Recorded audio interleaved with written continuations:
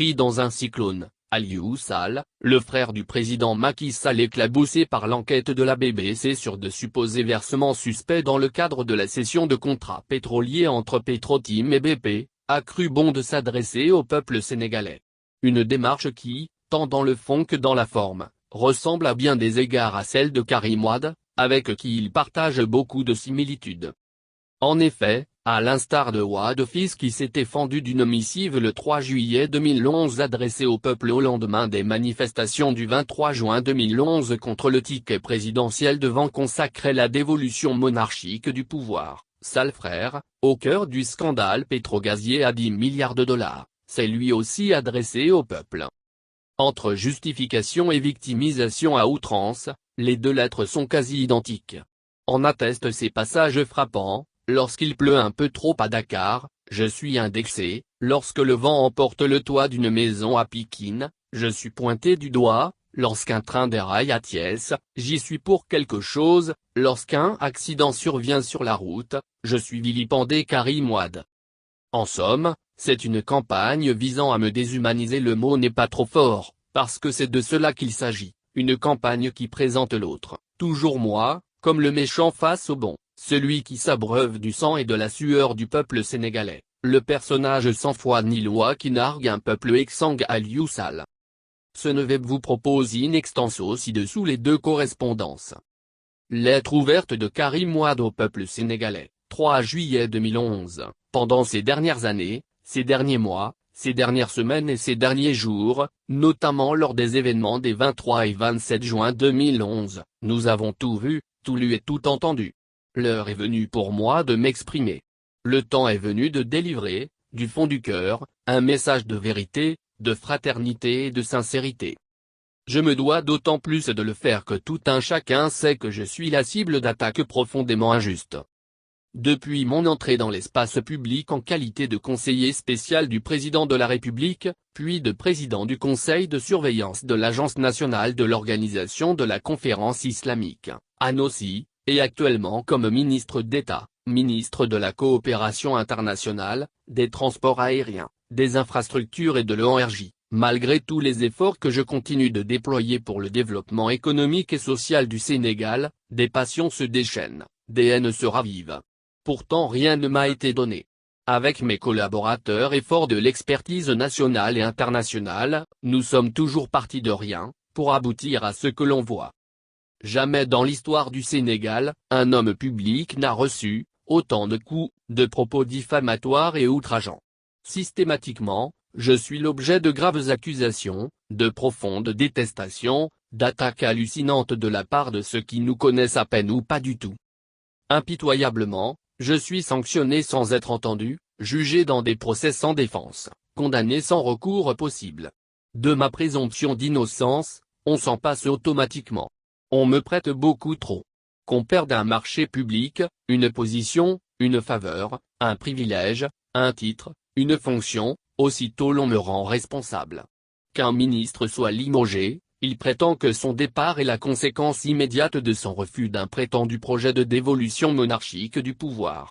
Lorsqu'il pleut un peu trop à Dakar, je suis indexé, lorsque le vent emporte le toit d'une maison à Pikine, je suis pointé du doigt. Lorsqu'un train déraille à Thiès, j'y suis pour quelque chose, lorsqu'un accident survient sur la route, je suis vilipendé.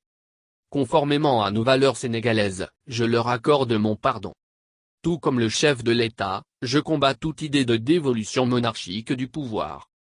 Fort heureusement, nombreux sont nos compatriotes qui refusent de se laisser entraîner dans la campagne sur le supposé projet de dévolution du pouvoir de père en fils qui constitue aujourd'hui la panacée pour tout expliquer et tout comprendre.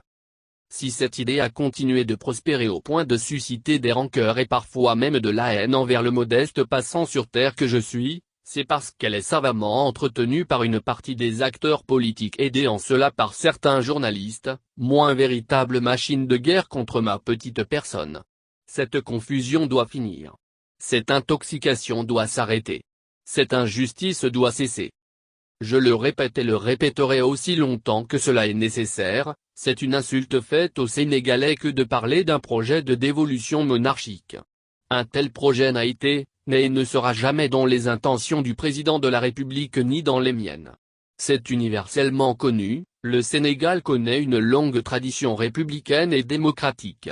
La souveraineté appartient au peuple qui, au terme d'élections libres, démocratiques et transparentes, confie le pouvoir à celui en qui il a confiance.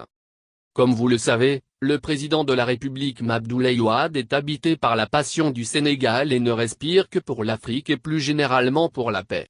Plus d'un quart de siècle de combat pour l'approfondissement de la démocratie et pour la conquête des droits individuels et collectifs. Plus d'un quart de siècle de lutte pour la liberté d'expression et pour la transparence des élections. Comme tout être humain, je demande à être entendu, jugé sur des actes vérifiés et donc probants et non sur des rumeurs sans fondement. Les Sénégalais exigent tout naturellement des réalisations palpables et concrètes, source d'espoir et de confiance en l'avenir. En ce qui me concerne, dans la quotidienneté des missions gratifiantes mais ô combien difficiles, je m'attelle, en permanence, à servir le Sénégal en accompagnant mes sœurs et frères vers une meilleure qualité de vie. J'ai choisi la difficulté, en refusant le scénario de la facilité. J'ai accepté les missions qui m'ont été confiées jusque-là, pour avoir l'opportunité de mieux servir mon pays. Le travail nous occupe nuit et jour et nous sommes conscients qu'il reste beaucoup à réaliser encore, pour la création des emplois, la réduction du coût de la vie, l'éradication de la pauvreté, l'accès aux logements sociaux, la construction d'infrastructures, un meilleur environnement pour la compétitivité de nos entreprises pour l'émergence définitive du Sénégal du futur. À côté des millions de Sénégalais, nous participons quotidiennement à relever le défi. Je vis pleinement, tout comme l'ensemble des responsables de ce pays, la double préoccupation majeure de la solution définitive au récurrent problème de la fourniture régulière et suffisante de l'électricité dans les ménages et les entreprises ainsi que l'amélioration quantitative et qualitative du panier de la ménagère. Lors des événements passés, il n'y a certes pas eu mort d'homme, mais il faut sincèrement déplorer, vivement regretter et fermement sanctionner les scènes de pillage, les actes de banditisme et de profanation des lieux de culte. Nous avons le droit de manifester, mais nous n'avons pas le droit de saccager les biens d'autrui, encore moins de piller. Nous avons la profonde conviction que la démocratie sénégalaise en sortira toujours grandie et renforcée. Désormais, il y a un avant et un après 23 juin. Ce message ne peut être ignoré ni par le pouvoir, ni par l'opposition. Notre formation politique, le PDS, et nos alliés ne peuvent faire autre chose que de consolider les acquis démocratiques de Léopold Sédar Senghor, d'Abdou Diouf et de Abdoulaye Wade. N'en déplaise aux magiciens de la désinformation, aux adeptes de la propagande politique, aux manipulateurs de l'opinion publique nationale et internationale, nous disons avec force et conviction que le sentiment démocratique est très fort ici. Chez nous, il n'y a qu'un seul et unique chemin pour accéder au pouvoir, celui des urnes. Au Sénégal, en France, en Angleterre, aux États-Unis et dans toutes les démocraties, le pouvoir ne s'hérite pas, il se conquiert par la voie des urnes. En conclusion, il nous faut renouveler notre ambition pour le Sénégal, en compagnon de citoyens simples et droits, courageux et travailleurs, issus des centres urbains, de la banlieue et des zones rurales et avec tous les millions d'hommes, de jeunes et de femmes qui nourrissent autant d'amour et de passion pour notre cher Sénégal. Fait à Dakar, le 3 juillet 2011. Karim Wade. Lettre d'Aliou Sall, 24 juin 2019.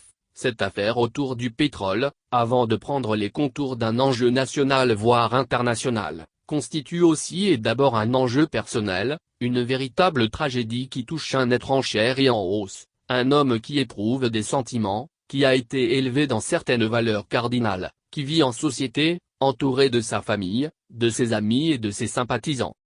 On semble malheureusement l'oublier. En effet, cette campagne présente l'autre, moi en l'occurrence, comme l'ennemi public numéro 1, et elle se donne les moyens de faire mouche parce qu'elle finit de prendre le visage de la vérité à force de travestir les faits les uns après les autres. Elle joue également de manière indécente sur la corde sensible de populations qui se battent au quotidien pour vivre voire pour survivre, et à ces populations, elle s'emploie à offrir comme provision, des raccourcis cyniques et dangereux du genre. Liyinako moum, eni takimoko, defko signe fibop, Nyoma que c'est ni diabar, c'est ni doum, c'est ni karit. En somme, c'est une campagne visant à me déshumaniser. Le mot n'est pas trop fort, parce que c'est de cela qu'il s'agit, une campagne qui présente l'autre, toujours moi, comme le méchant face au bon, celui qui s'abreuve du sang et de la sueur du peuple sénégalais, le personnage sans foi ni loi qui nargue un peuple exsangue. La caricature est sans pitié. Qui ne serait pas indigné, choqué, offensé au plus haut point par une telle tyrannie langagière, un tel déferlement de bavure au propre comme au figuré? C'est donc dire si je peux comprendre dans un certain sens, ceux qui, de bonne foi, ont pu à un moment ou un autre, prêter une oreille attentive et bienveillante aux propos tendancieux déversés à longueur de journée, ou même ceux qui ont choisi de hurler avec les loups parce que tout simplement mus par une haine viscérale. Ainsi va le monde. Et lorsque la perfidie du champ politique se mêle à la duperie érigée en dogme, l'ombre prend de l'épaisseur et la lumière est réduite à sa plus simple expression. Que Dieu nous préserve de la méchanceté gratuite, et surtout du mensonge structuré. Face à une telle entreprise de déstabilisation savamment construite, il faut l'avouer, il y avait, à mes yeux, deux réponses à apporter, l'une par la prise de parole publique, l'autre par les actes. Faut-il rappeler que j'avais dans un premier temps décidé de répondre point par point aux accusations iniques sur mon appartenance à telle ou telle société, sur des éléments de salaire, sur des versements de commissions indues, sur une rente pétrolière ahurissante étalée sur pas loin d'un demi-siècle. Pas moins. Certains parmi mes compatriotes ont bien saisi la substance du message que j'ai voulu délivrer et y ont souscrit. D'autres ont continué leur entreprise de destruction en s'inscrivant bien entendu, toujours dans leur logique préconçue de politique de la terre brûlée. Toutes choses qui ont fini de pousser l'État du Sénégal à ouvrir une information judiciaire pour donner corps à sa volonté de rétablir la vérité d'une part, et celle de prendre les mesures idoines, d'autre part. Bien évidemment, comme je l'ai dit, depuis le premier jour, toute cette malheureuse controverse n'est entretenue qu'autour d'un tissu d'amalgame et de contre-vérités destiné à alimenter une autre campagne, plus insidieuse, celle-là, et qui va au-delà de ma modeste personne. Croyez bien que je suis le premier à être en phase avec cette décision de l'État du Sénégal. Ceci dit, il s'agit aujourd'hui d'apporter la seconde réponse. C'est la raison pour laquelle j'ai voulu moi aussi m'adresser aux Sénégalais et à l'opinion internationale à travers la vaillante population de Guédiawaye qui m'a fait l'honneur de m'accorder sa confiance, mais aussi qui, au milieu de la tempête et des vagues successives de diffamations, de critiques et d'insultes de toutes sortes, n'a de cesse de me manifester son soutien, à l'instar de nombreux autres Sénégalais d'ici et d'ailleurs, révulsés par l'ampleur de la cabale et de l'injustice. Je remercie toutes ces personnes, souvent des anonymes, qui me témoignent tous les jours leur sympathie et leur affection. Je tiens donc à répondre cette fois-ci par les actes parce qu'il est aussi de mon devoir, pour le présent comme pour l'avenir, pour ne pas dire pour l'histoire tout court, il est de mon devoir de laver mon honneur sali, de protéger les miens qui sont aujourd'hui encore plus touchés que moi dans leur chair et dans leur esprit. C'est à la fois un problème de justice, de dignité mais aussi de responsabilité. Monsieur le Président de la République qui, au-delà du même sang que nous partageons, sait, mieux que quiconque, dans quel moule de vertu, de sagesse et d'humilité nous avons été éduqués ensemble et qui m'a témoigné sa confiance pour assumer une charge publique, comprend les actes que je pose en ce moment précis. Permettez-moi ici de lui renouveler mes remerciements les plus sincères. Pour dire enfin, que, fort de la conviction profonde que demain il fera jour, et que la lumière finira d'avoir raison des ténèbres, je prends ici devant vous la décision de donner ma démission de la tête de la Caisse de dépôt et de consignation à compter de ce jour. Dans le même temps, je peux vous assurer, mes chers amis, que je prends date pour l'avenir, parce que je reste persuadé que cette épreuve rendra beaucoup de service à mon peuple dans le futur. Elle aura en effet le mérite, j'en suis sûr, de montrer à la face du monde les vrais visages de ceux qui salissent la noblesse de la politique sous des dehors de serviteurs du peuple. Aliou Sall. Le 24 juin 2019 Sall. Le 24 juin 2019 Sall.